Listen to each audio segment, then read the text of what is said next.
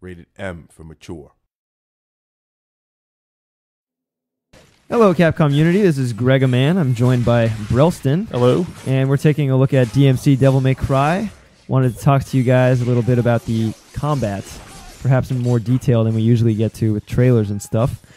So today we're just going to talk about the fundamentals, and then we'll follow up on this video with a more advanced look, and hopefully help you guys start thinking about how to get those style meters up.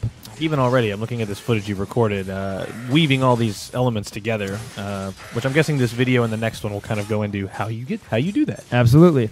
So yeah, you've got a lot of weapons in this game, and you'll actually ultimately have access to all of them at once, so you can switch amongst all your weapons anytime you want, and really chain together some beautiful, almost ballet-like combos.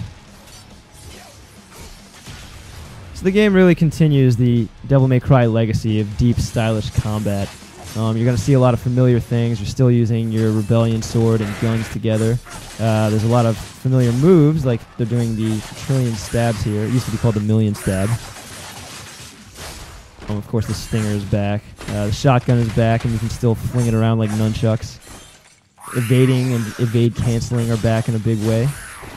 As for new stuff, Ninja Theory has added an angel and demon power system, so by holding one trigger or the other on your controller, you can switch between angel and demon powers, and each one has different weapons assigned to them. And again, you can switch between these weapons at any time you want, and they all have different strengths and weaknesses.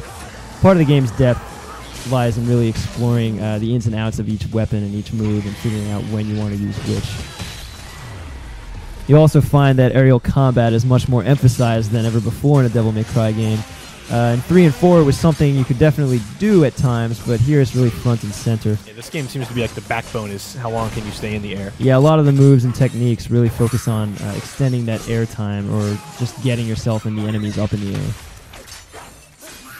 So the basics. Like in the old games, you have your sword, and it has its standard bread and butter combo where you just mash attack. And you can actually do that bread and butter combo with any of your melee weapons. They each have different combos.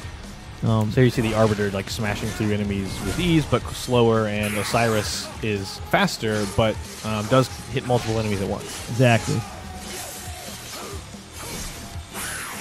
And also, like the old games, you have pause combos. If you strike a couple times and then pause for a moment and then strike again, you'll do a variant combo. And in this game, you can actually do those in midair, too. Oh, nice. So just with one attack button alone, you have 4 different combos.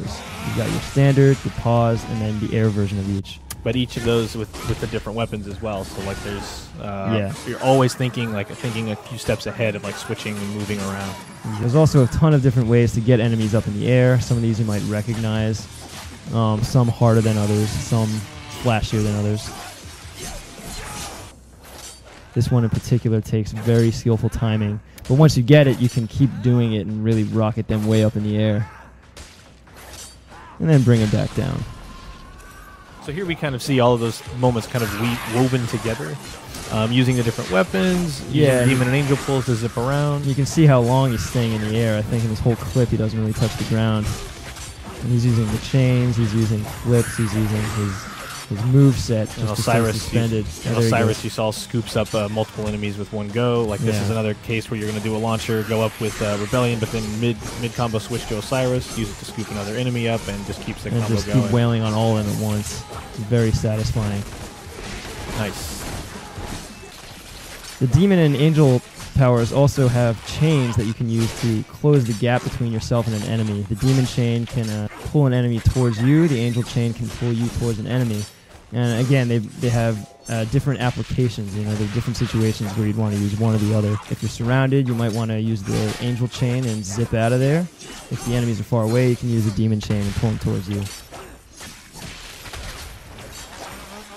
Like I was saying, evading is back. You also have the demon evade, which if timed properly gives you an attack boost, and the angel evade, which gives you this sort of teleport effect. I see that. You can also parry, and this is actually really cool. These are all contextual. Different enemies can be parried at different times in different ways. To dramatic effect. Even bosses can be parried on certain occasions, and it might even open up a new weakness. You gotta be careful though, because sometimes an enemy will parry you. What? So that really just scratches the surface. You know, that was a look at the fundamental building blocks of the combat in this game. In our next video, we'll talk about some of the more advanced stuff you can do to really get your style combo all the way up and just get the most out of your game. And so even if you've been playing with the demo for like the last week or so, there's still a lot more under the hood, weapons that aren't available, techniques that aren't quite available yet. The demo is just like a little taste, and we want to, just before the launch, give you a deeper dive into the game. Yeah, really give you a taste of just how deep the combat gets. See you next time.